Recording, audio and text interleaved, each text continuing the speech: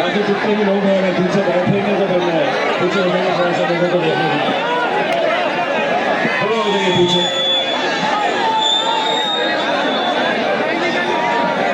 अस्सलाम वालेकुम व रहमतुल्लाहि व बरकातुहू।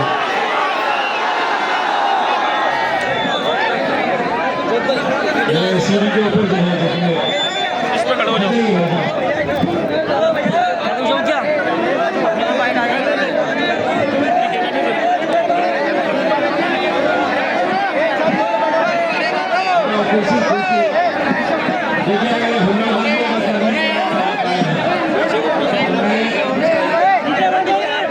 कुर्सी किसी को बैठा है बाहर कर दीजिए कुर्सी में।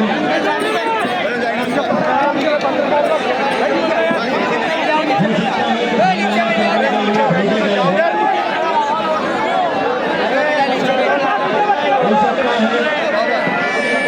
हमारे जलसा ना हो उसके लिए कोशिश हमारी करें।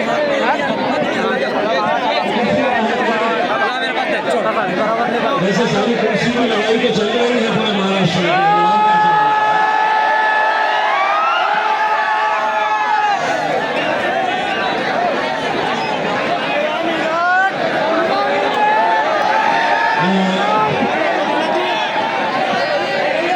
मैं आप लोगों से एक बात पूछने के लिए आया हूँ। तुम अगर साथ देने का वादा करो मैं यही मस्त नगमे सुना मैं नगमे सुनाने के लिए मैं आपसे एक बात पूछने के लिए आया हूँ कि आप मुझे साथ देने के लिए तैयार हैं? आप साथ देने के लिए तैयार हैं? यकीन मानिए अगर आप लोग मेरा साथ दे दे तो ये गाने को मैं इस तरह से बता दूंगा कि तुम अगर साथ देने का वादा करो मैं यही मस्त इनकी बात लगाता रहूं। सुना है किसी ने कहा है कि ये सब मेरी जेब में है। आपको किसी ने कहा है कि इनको सबको मैं जेब में रखता हूं करके। मैं एक विदर्भा के अंदर जरा स्टेज वाले अगर खामोश बैठ गए तो नीचे वाले खुद खामोश हो जाएंगे। स्टेज वाले थोड़ा सा अगर नीचे बैठे या कुर्सियों में बैठ जाए तो वहां पर भी लोग खड़े हुए।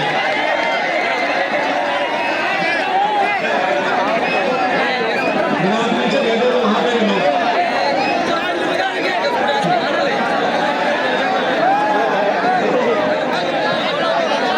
बालापुर में मैं एक ऐसी तकलीफ दे रहा था, मेरे कुर्सियां हटाएंगे।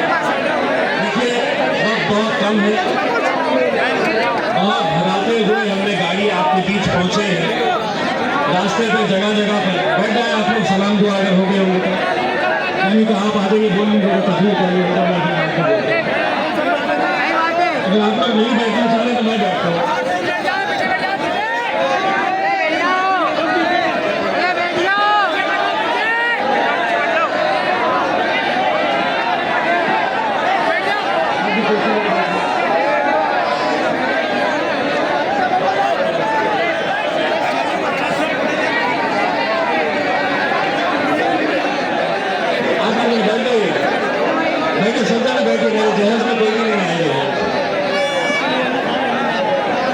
तो बालापुर में एक जलसा था, उस जलसे के अंदर मैं तकरीर कर रहा था तो वहाँ के उम्मीदवार ने आके कान में मुझसे ये कहा कि साहब वो कांग्रेस का कैंडिडेट है और उसने बोला कि मजलिस वाले जो है इनके पीछे तो सिर्फ लौंडे पोट्टे रहते हैं, लौंडे पोट्टे के इलेक्शन जिताते हैं। मैंने उसको जवाब दिया 2 तारीख के दिन हमारे लौंडे पोट्टे देख तेरा गेम कैसा बजाते हैं। अल्हम्दुलिल्लाह यही वो दीवाने हैं, यही वो जुनूनी मेरी आवाम है जिसने मजलिस को आज इस मुकाम के ऊपर लेकर आए। और लाल टोपी वाले साहब आप डांस बाद में करिए, आपको डांस करना आ जाएगा, स्टेज पर आइए। अगर आप ये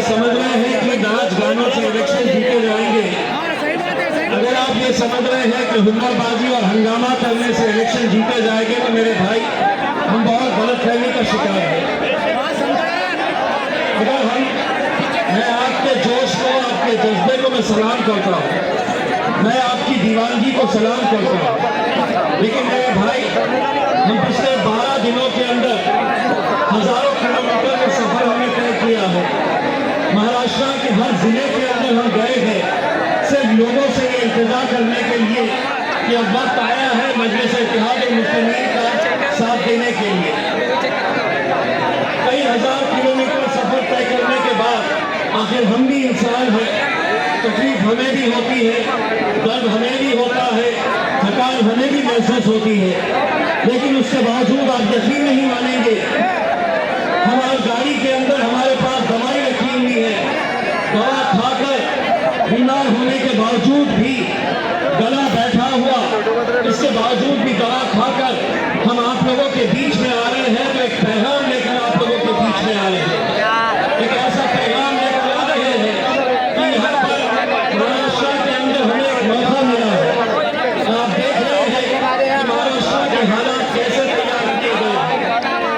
आज भुसावल के अंदर भी मुझे ये बताया गया है कि अंदर से छुपी ऐसी साजिश चली जा रही है।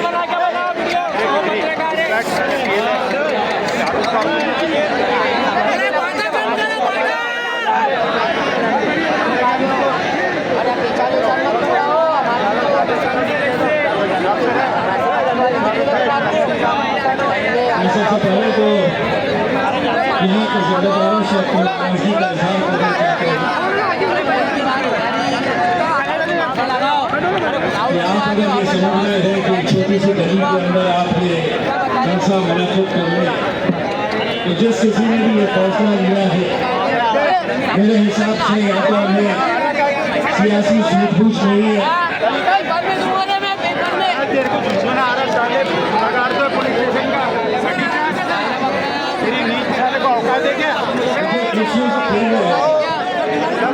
अगर वहाँ पर कुर्सी किसी को लग जाए,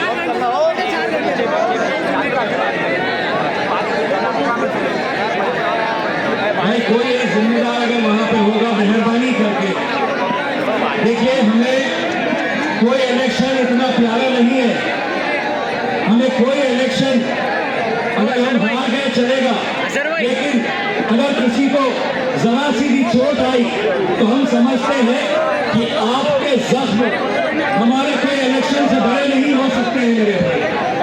आपकी तकलीफ हमारे कोई इलेक्शन से बड़े नहीं हो सकते हैं। जिस तरीके से वो लड़के वहां पर हंगामा कर रहे हैं, यकीनन मैं दावे के साथ कह सकता हूं कि जो कोई भी खेल खेल रहा है, ये मजलिसी हो नहीं सकता है, ये मजलिस का चलने वाला हो नहीं सकता है। मैं दावे के साथ कहता हूं, यकीनन हमने बहुत सियासी जलसे देखे हैं जहां पे जलसों को नाकामयाब करने के लिए कुछ लौंडे पेटों को पैसे देकर भेजा जाता है। हो सकता है कि ये हंगामा करने वाले उन्हीं में से कुछ होंगे। यकीन मानिएगा, हमें इलेक्शन मायने नहीं रखता है मेरे भाई।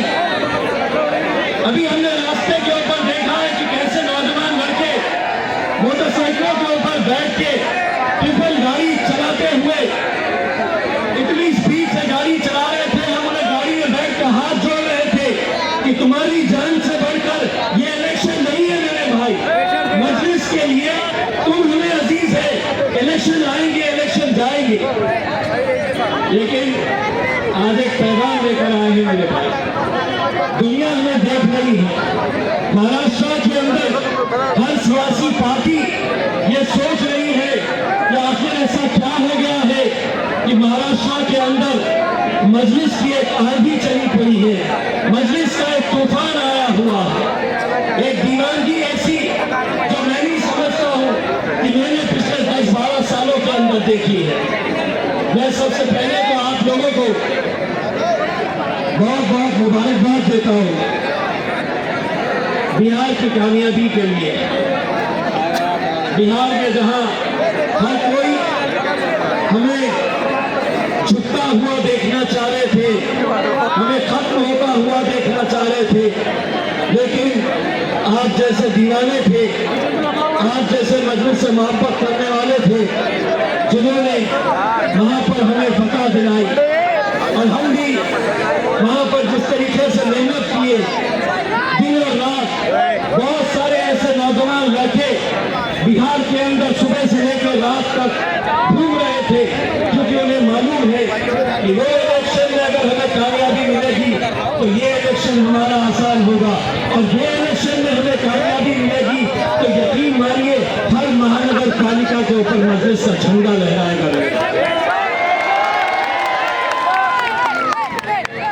हमें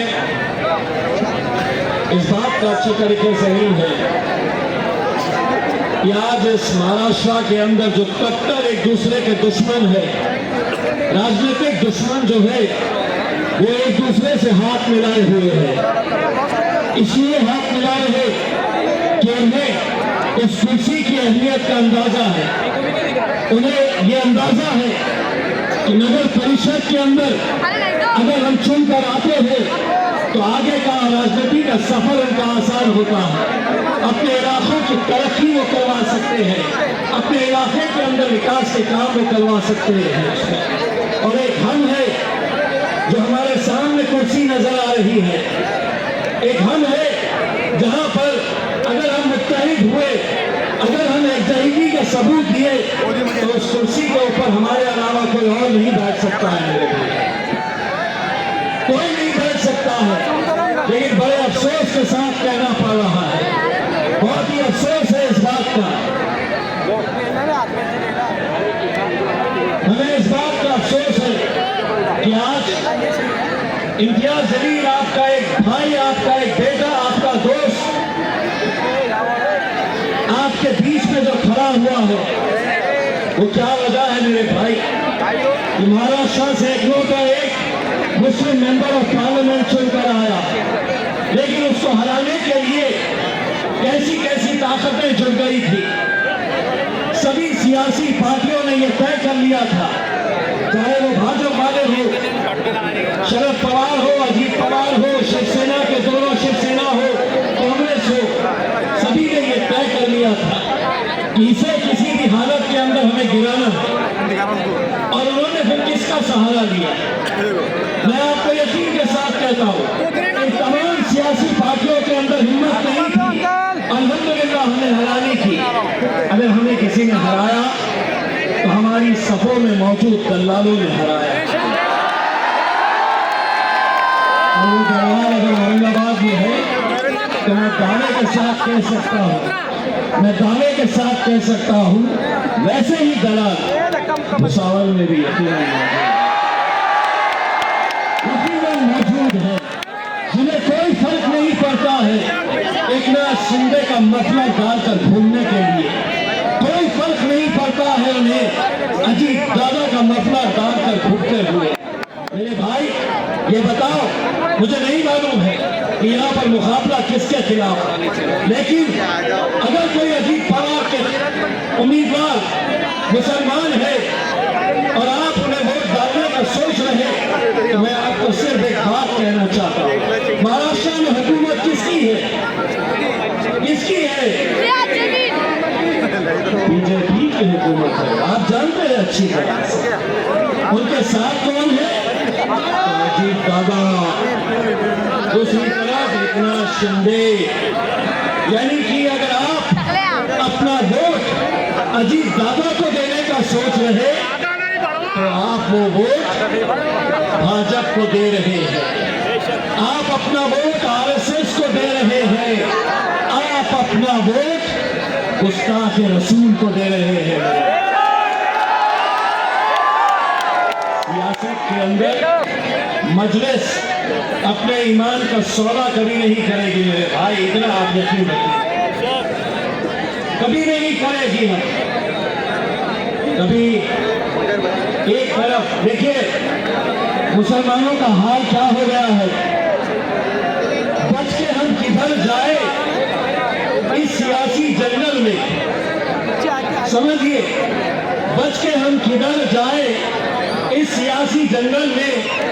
एक तरफ है दरिंदा, दूसरी तरफ शिकारी है। अब आप अच्छी तरह से समझ गए मैं दरिंदा किसको कह रहा हूँ और शिकारी किसको कह रहा हूँ। दरिंदे तो साफ सामने है आपके, लेकिन कुछ शिकारियां भी हैं जो हर 5 साल के बाद भेष अलग अलग बना कर आते हैं। इस बार तुतारी के रूप में आए हैं, पंजे के रूप में आए हैं, घड़ियाल है जो कई सालों से बंद पड़ी है, उनके कांटे ऐसे हैं न नीचे है न ऊपर है, बंद पड़ी है। लेकिन ठीक है, सियासत है, हर पार्टी को अपना इख्तियार है, आप लड़ो, लेकिन आप जो लड़ रहे हैं और अचानक बहुत सारी सियासी पार्टियों को इतनी मोहब्बत खान से हो गई है, इतनी मोहब्बत हर जगह के ऊपर। दरअसल ये 3 लोगों का किस्सा सुनाऊं मैं आपको। भाजपा, एकनाथ शिंदे, अजीत पवार, ईना, मीना,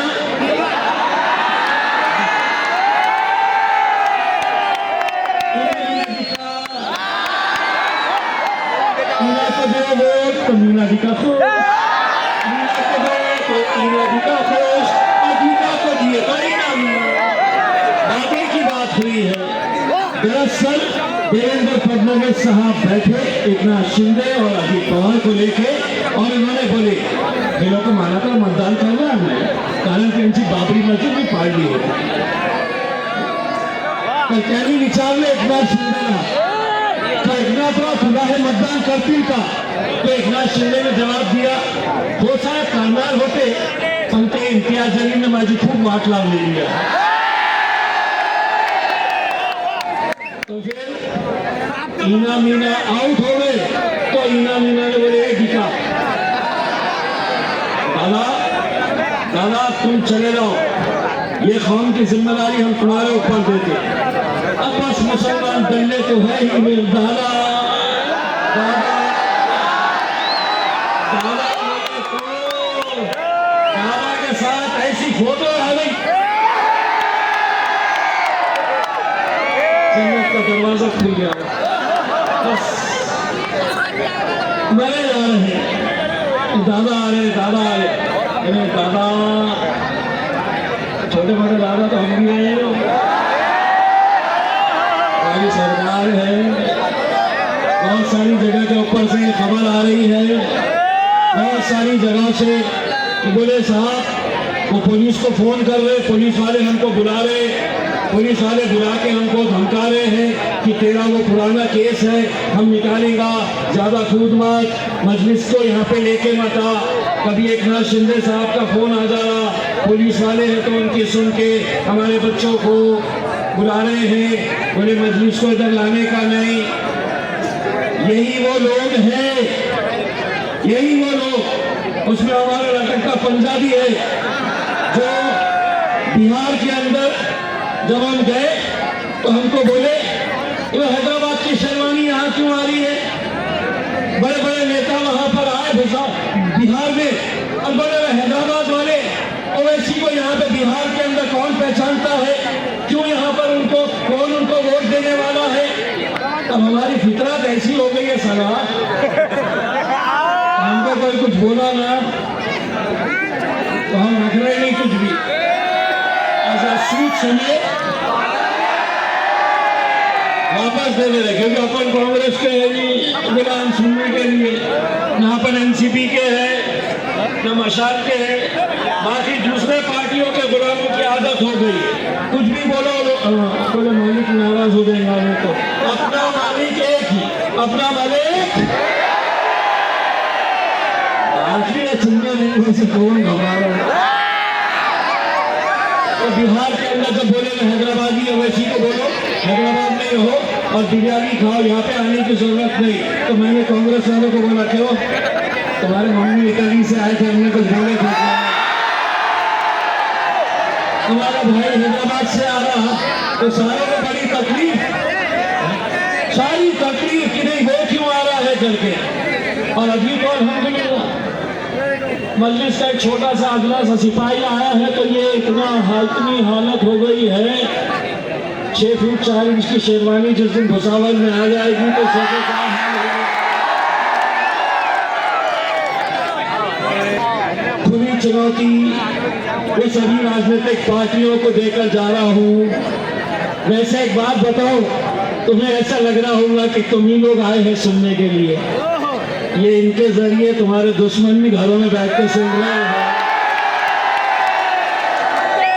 इनके कानों को बड़ा अच्छा लगता है कि जब इम्तियाज जलील आकर उनकी बजा के जाता है, बड़ा अच्छा लगता है। अगर हमको छेड़ते हैं, हमको बड़ा छेड़ते हैं। मैंने परसों के दिन पुस्तक के अंदर एक भाषण दिया, तो आज कांग्रेस के एक मुस्लिम लीडर ने दिया, राहुल गांधी के ऊपर ईडी की रेड पड़ती है, इन पे पड़ती है, उनके ऊपर पड़ती है, या असदुद्दीन अवैसी और इम्तियाज जलील के ऊपर क्यों नहीं पड़ती है। ये ऐसा कांग्रेस का एक लीडर आज के दिन भाषण के अंदर बोल रहा था। तो सुन ले बेटा, सत्ता में बैठे जो मंत्रियां है ना हमारे शहर के, मगरमच्छ है वो, उनके मुंह में घुस के हम गुल्ली डंडा खेल के आ गए। हमारे को मंत्रियां हैं, हुकूमत उनकी, सरकार उनकी, प्रशासन उनका, पुलिस उनकी, हम उनसे खेल रहे हैं। तो तू चिंगी चोट तेरे जैसा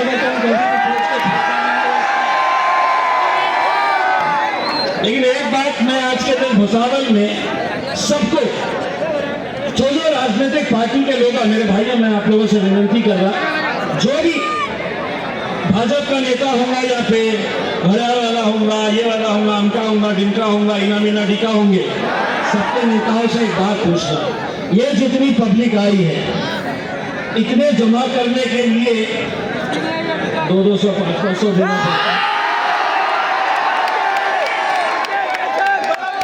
25-50 गाड़ियां गांव में भेजना पड़ता है। और पब्लिक भी इतनी होशियार हो गई, आके बैठती 200-500 लेती और खिसक जाती है। नेताजी का भाषण ही पूरा नहीं होता, एक अकेली मजलिस ही एक जमात। और मैं तो आज कल चुनौती करके जा रहा हूँ, भाजपा वालों को भी चुनौती करके जा रहा हूँ। अगर इस सभा के बाद अगर तुमने उनको भी लेकर आ गए, इनको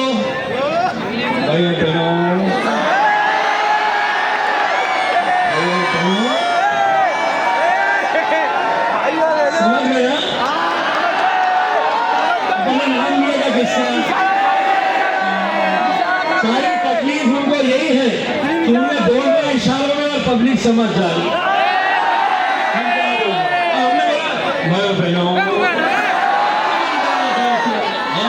अब जैसा अगर यहाँ पे अगर हम खड़े रह के आपको कुछ नहीं बोले और हमने सिर्फ ऐसा करें, समझ में, 2 तारीख के दिन ये करना है करके, तो हम तो चुनौती करके ला रहे भाई, आपको इतने जमा करके दिखा दो बस, बगैर 200-500 खर्चा किए, बगैर गाड़ियां वाड़ियां भेजे। मेरे भाई, आपको मैं ये बताना चाहता हूँ कि आज मुल्क के जो हालात हैं, वो मुल्क के हालात से आप बखूबी वाकिफ हैं। और मैं जिस जिले के अंदर आया हूँ, वहाँ पे अपने आप में एक नौजवान अपने एक साथी को अभी कुछ महीने पहले हमने गवाया। नौजवानों, तसव्वुर करो, वो सुलेमान की जगह आप भी हो सकते थे, मैं भी हो सकता था, मैं भी हो सकता था। एक माँ बाप के सामने अपने 21 साल के बच्चे को मार के खत्म कर देना, और खत्म करने के बाद भाई जरा पीछो, क्या प्रॉब्लम क्या है, क्या भाई साहब तकलीफ क्या है, कुछ है तो इधर आ जाइए स्टेज पे। मेरे भाई, आप तसव्वुर करिए वो मंजर, अपने माँ बाप के सामने मार मार कर किसी को खत्म कर दिया जा रहा है, और पुलिस जिस तरीके से कार्रवाई करनी चाहिए उस तरीके से कार्रवाई नहीं कर रही, क्योंकि वहां पे जो मंत्री है, भाजपा के मंत्री गिरीश महाजन, बहुत बड़े दिग्गज नेता है भाजपा के, तो उनके दबाव में, क्योंकि मारने वाले उनके खरीद के, एक मिसाल आपको दिया हूं, आपको शायद पता भी नहीं होगा। आज से करीब 1 साल पहले 17 में नूरुल हसन नाम के 31 साल के इंजीनियर को, 31 साल का इंजीनियर इशा की नमाज पढ़ने के लिए अपने गांव में, पूना के करीब 17 के पास से गांव में इशा की नमाज पढ़ने के लिए गया। उसकी बीवी 7 महीना प्रेग्नेंट, हामिला, दस्तरखान बिछा हुआ। नूरुल हुसैन से बीवी कहती है कि खाना खा के जाओ। नूरुल हसन कहता है कि मैं नमाज पढ़ के आता हूँ, और नमाज के बाद हम खाना खाएंगे। दस्तरखान बिछा हुआ। वहीं मस्जिद के अंदर बजरंग दल, विश्व हिंदू परिषद, भाजपा के गुंडे वहां पर पहुंचते हैं किसी एक मुस्लिम लड़के की तलाश में, क्योंकि उसने सोशल मीडिया के ऊपर कुछ डाला। वो लड़का मिला नहीं, मस्जिद मिल गई सामने। मस्जिद के अंदर पथराव किया गया। ए भाई साहब, ए फोन वाले मैडम नीचे, तुम सब अकेले आए तो सुनने के लिए, वो लोग भी तो है। चाचा आप बैठिए प्लीज, बैठ जाइए, बैठिए।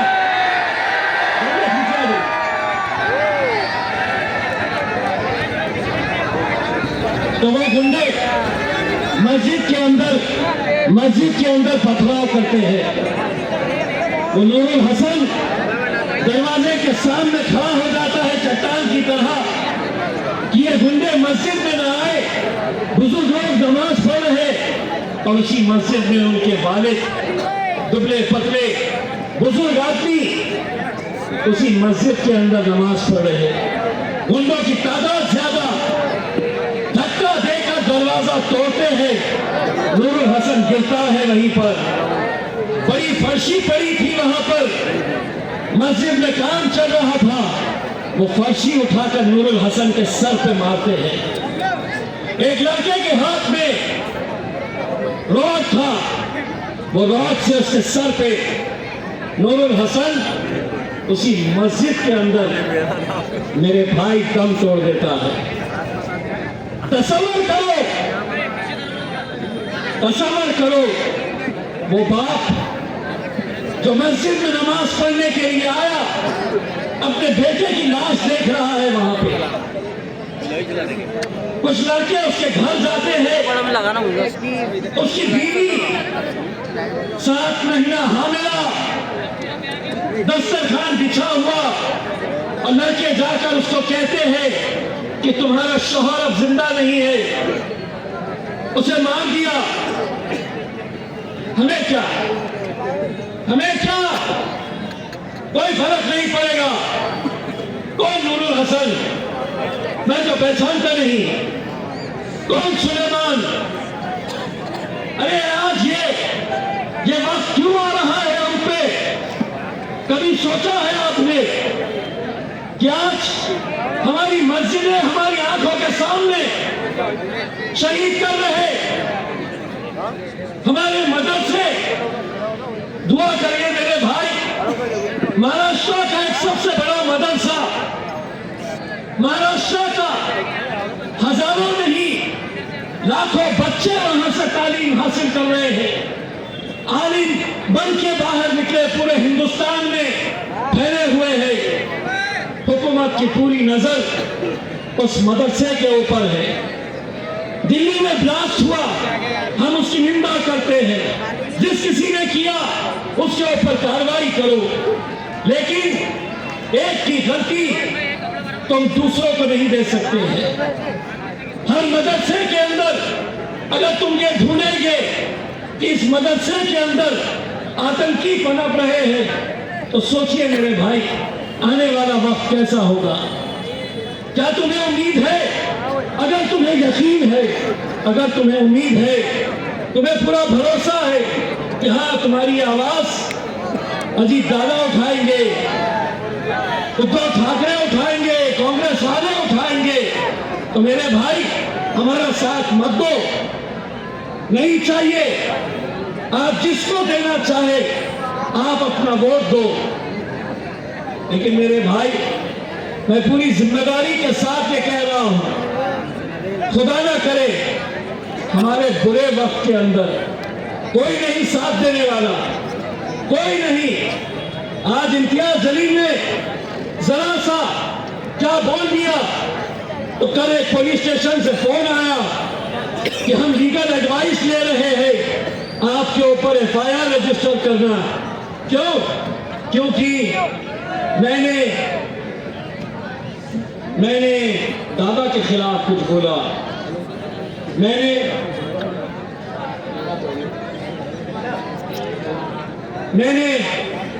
एक नश, मुझे टाइम मालूम है, घड़ी मेरे हिसाब से चलेंगे, आपके हिसाब से नहीं।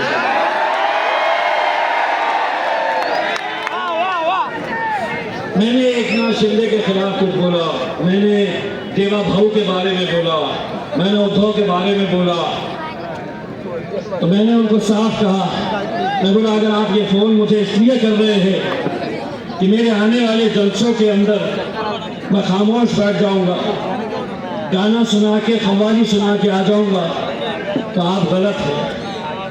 मैं तो उनको अच्छा तरीके से मेरे लहजे में सुनाना चाह रहा था कि तुम्हारी सोच के साथे में ढल नहीं सकता, जबान काट लो, ये लहजा बदल नहीं सकता।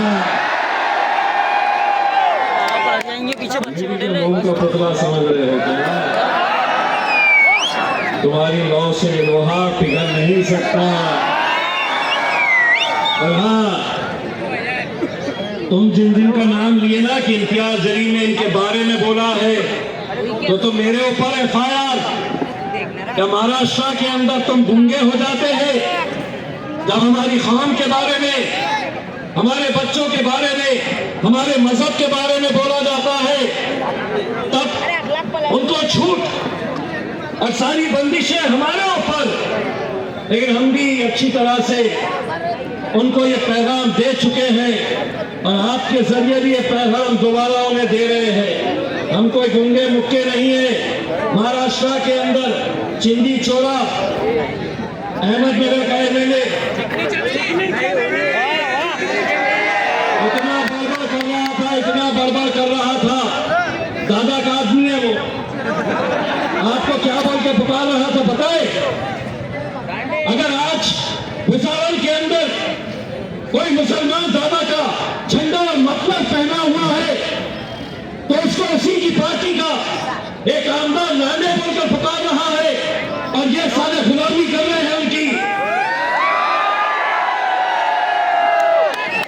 लेकिन अपनी को भी बहुत ज्यादा सुनने की आदत नहीं है, तो जब बहुत हो गया तो मैंने असद भाई को फोन करा कि असद भाई अका माझी सटक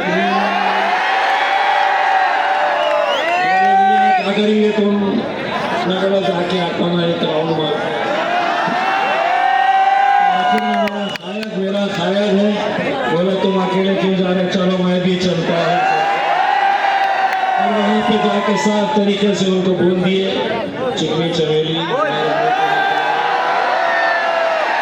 हम अहमदनगर जाने वाले सारे के सारे संगठन जमा हो गए, बजरंग दल, विश्व हिंदू परिषद, शिवसेना, भाजपा पूरे के पूरे आ गए।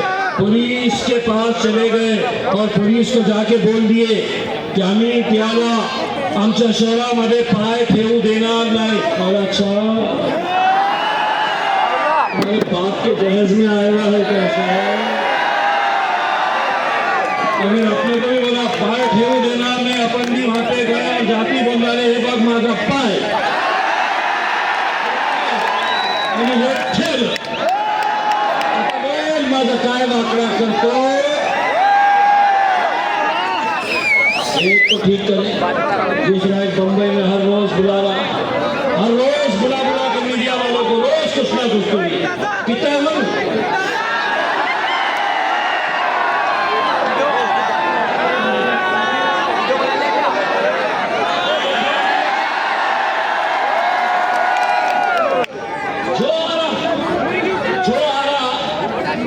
कुछ ना कुछ बोल के चला जा रहा है और उन्हें ऐसा लग रहा है इनके तरफ से तो कोई बोलने वाला है ही नहीं। अब हम उनको बोले मेरे भैया अच्छे तरीके से समझ ले, तुम तो यहाँ के चिंगे मिंगे हैं। हम जब दिल्ली में गए थे और बाप को भी छोड़े खामोश बैठेंगे। इतने सालों तक ये बोलते थे ना, और आप क्या करते थे, आप सुनते थे। लेकिन अब हम भुसावल के आवाम की तरफ से उन सभी को एक पैगाम देना चाह रहे हैं। मीडिया वालों, हमको कम दिखाओ, हीरो तो है नहीं, हमारे हीरो ये खड़े हैं।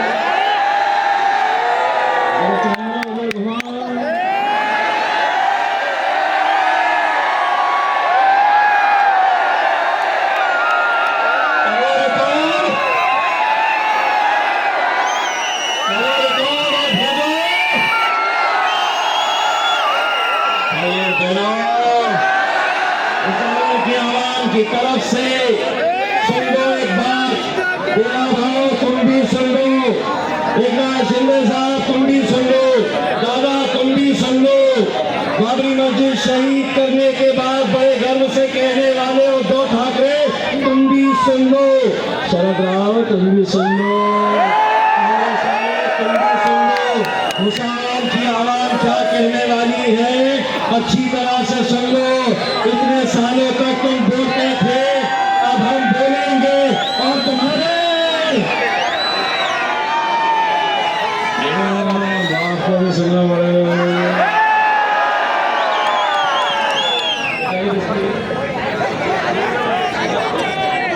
शरद राव को बोले ना, बाप को भी सुनना पड़ेगा। अब हम बोलेंगे और तुम्हारे भुसावल में खाने को क्या मिलता है? मांडा गोश्त।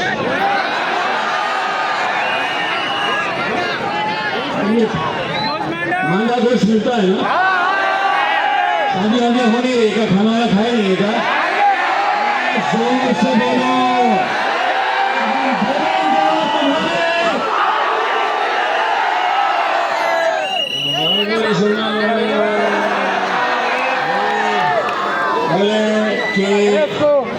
इन्हें कितना बोल के गया है, इसके ऊपर केस करो। केस होता क्या? नहीं होता। कानून सबूत मांगता है, सबूत है क्या? ऐसा नहीं, आधा हमने बोले, आधा इन्होंने बोले। पुलिस के हाथ में क्या लगता?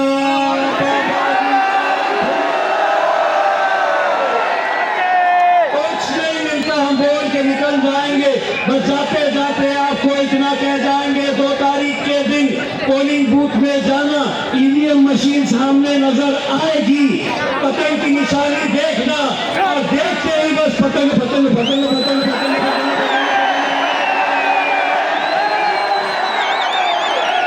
पतंग। और 3 तारीख के दिन इंशाअल्लाह भुसावल के साथ पूरा हिंदुस्तान जश्न मनाएगा।